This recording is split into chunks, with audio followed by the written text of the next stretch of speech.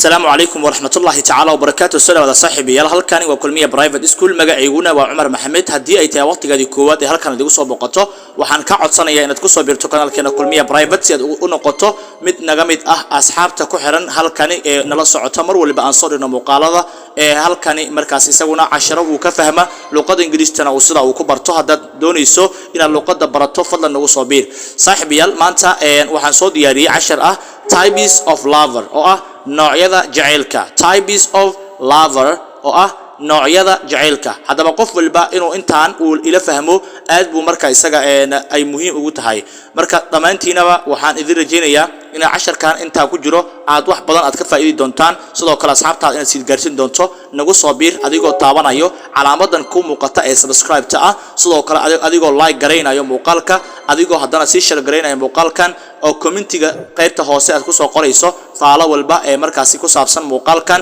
fadlan ha moogan inaad u sii share gareyso hal qof oo asxaabtaada ah ku soo dhawaada muuqaalkeena maanta واتهاي صاحب يال types of lover waa noocyada jaceylka marka waxaan soo diyaariyay 13 eray oo markaasi ay qeexayaan midba wuxuu jecel yahayba aan ku ogaanayno marka soo dhawaada waxaan ka bilaabayaa erayga koowaad oo ah erayga koowaad waxa weeyaan waa Iler waxa weeyaan a person waa qof who loves kaasoo jecel cats bisadaha qofka aad iyo aad u jecel bisadaha ama markaasi bisadaha ama yaayurta aad u jecel ayaa waxa loo yaqaanaa Iler hadad maqashana waxa la yiraahdaa a person qof who loves jecel cats bisadaha okay erayga labaad waxa weeyaan in the vial okay in the vial waxa weeyaan a person waa qof who loves jecel flowers ubaxyada ubaxa ayuu aad iyo aad u jecel yahay ubaxyada ayuu mar walba isagu xiiseeyaa ka waxa la yiraahdaa okay ka waxa la yiraahdaa in the vial okay in the vial hadad maqasho waa a person qof who loves jecel flowers ubaxyada jecel okay erayga saddexaad waxa weeyaan isaguna out of vial okay out of vial waxa weeyaan a person waa qof who loves isagu jecel solitude oo ah kelinimada qof kelinimada jecel mar walba inuu meel ku jiraado kaligiisa socod kaligiisa inuu wax walba sameesto jecel ayaa waxa loo yaqaanaa out of vial waa maxay a person waa qof who loves jecel solitude kelinimada ayuu jecel yahay okay erayga afraad waxa weeyaan astrophilia waa maxay macnihiisu waxa weeyaan a person waa qof who loves kaasoo jecel stars xidigaha ayuu aad iyo aad u xiiseeyaa oo mar walba wuxuu aad iyo aad u jecel yahay inuu xidigaha uu markaa xiiseeyo ka ayaa waxa loo yaqaan isaga astrophilia waa qof xiiseeya mise jecel xidigaha a person waa qof who loves jecel stars xidigaha ayuu jecel yahay okay erayga shanaad waxa weeyaan nictovial okay nictovial ku dhawaaq nictovial waa maxay nictovialka a person isagu waa qof who loves kaasoo jecel darkness mugdiga ayuu jecel yahay hadaba waad ogtahay dunida waxa ku nool qofba sid weeyaan ilaahay subhanahu wa ta'ala qofba dabeecad ayuu abuuray midna wuxuu jecel yahay inuu habeen mugdi ku socdo oo kaliya inay meel walba mugdi aad iska jecel qofna inay meesha markaasi nal ka shidnaado ayuu aad u jecel yahay laakiin kan waxa la yiraahdaa nictovial waxa weeyaan a person waa qof who loves jecel darkness okay waa mugdiga ayuu jecel yahay dad baa habeenkii guriga hadii uu nal ku shidan yahay aysan seexan karin ka waxa la yiraahdaa marka waa qof jecel darknesska mise mugdiga magaciisuna waxa la yiraahdaa ka nictovial ayaa la yiraahdaa okay erayga lixaad waa maxay waa selenovial okay selenovial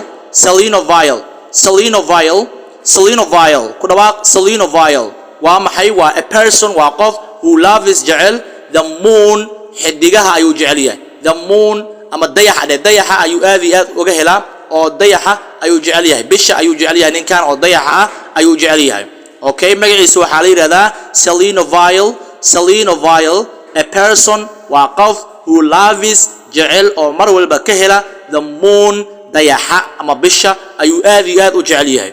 Okay, ereyga toddobaad ina keen waxaa la yiraahdaa kan toddobaadna waa heliovial. Heliovial waa ereyga toddobaade. Heliovial waxa weeyaan waa a person waa qof who loves jecel sunrise qorax markay soo baxayso.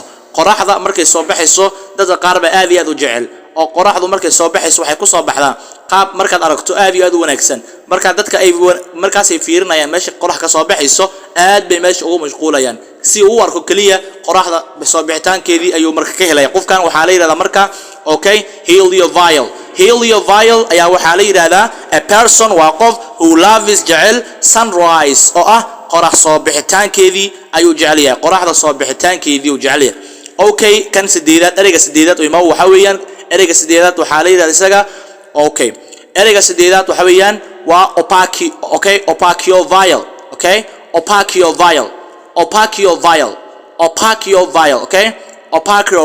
opaciovial. waa a person waa qof who loves jecel sunset qorax dhac qoraxda markay dhacayso ayuu si jecel yahay. inta maqriban la gaarin ka hor inta marka qoraxda ay dhacayso ayuu isku aadinaya dhanka qoraxda markaas buu eegayaa si uu marka u arko qoraxdaas dhicitaankeedii. ka waxaa loo yaqaanaa opaciovial. waa a person waa qof who loves jecel sunset qorax dhac. oo ereyga sagaalaad waxa weeyaan peopleovial. okay peopleovial waxaa la yiraahdaa kan ereyga sideedaad weeyaan peopleovial a person waa qof who loves jecel books buugaagta. kani ayuu wuxuu ka helayaa buugaagta akhriskoodii aad ayuu u jecel yahay. waxaan ugu wicina kaana peopleovial waa qof jecel buugaagta. peopleovial waa qof jecel buugaagta. a person waa qof who loves jecel books buugaagta aad iyo aad u xiiseeya. okay ereyga sagaalaadna waxa weeyaan nevovial. waa maxay nevovialku? a person waa qof who loves jecel clouds daruuraha ayuu aad iyo aad ugu helaa. okay waxaa loo yaqaanaa nevovial. waa maxay macnaheedu hadii lagu weydiiyo a person waa qof who loves jecel clouds waxa weeyaan daruuraha ayuu aad iyo aad uga helaa qofkan. okay ereyga xiga ee tobanaad waxa weeyaan hodovial. waa maxay? waa a person waa qof who loves jecel to travel inuu safro safarka ayuu jecel yahay kanna. okay hodovial waa maxay? a person waa qof who loves ka hela oo jecel to travel inuu safro safarka ayuu aad iyo aad ayuu u jecel yahay kan. okay ereyga kow iyo marka ereyga ku xiga waxa weeyaan ornithovial. okay ornithovial a person waa qof who loves jecel pigs shimbiraha. okay ornithovial waa maxay? a person waa qof who loves jecel pigs shimbiraha ayuu aad iyo aad uga helaa. shimbiraha ayuu xiiseeyaa kani isaguna waxaa loo yaqaanaa ornithovial. okay ereyga xiga waxa weeyaan sinovial waa a person qof waa qof who loves jecel dogs eeyaha. sinovial haddii aad maqasho waxaa loola jeedaa a person waa qof who loves jecel dogs eeyaha ayuu aad iyo aad uga helaa qofkan. halkaasaan idinku soo afmeerayaa dhammaantiin. waxaan rajaynayaa inaad fahamteen ereyadaasna aad markaasi aad ka sii faahfaahin doonto oo saaxiibada aad sii gaarsiin doonto ayaan rajaynayaa. soo dhawaada saaxiibayaal.